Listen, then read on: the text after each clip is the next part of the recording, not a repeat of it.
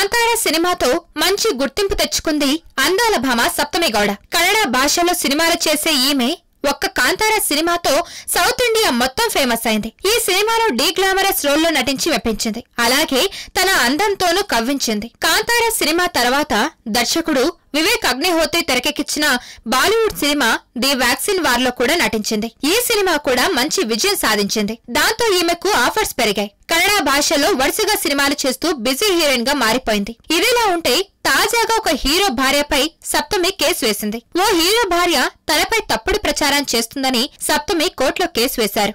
చాలా మంది star couples ఈ మధ్య కాలంలో ఎక్కువగా విడాకులు తీసుకున్నారు. అలాగే శివరాజ్ కుమార్ ఫ్యామిలీకి చెందిన యువరాజ్ కుమార్ కూడా తన భార్య నుంచి విడాకులు కోరాడు. తన భార్య తనను వేధిస్తుందని తనకు విడాకులు ఇప్పించాలని కోరాడు యువరాజ్. అలాగే ఆయన భార్య శ్రీదేవి ఒకరిపై ఒకరు ఆరోపిస్తూ ఫ్యామిలీ కోర్టులో విడాకుల కోసం దరఖాస్తు చేసుకున్నారు.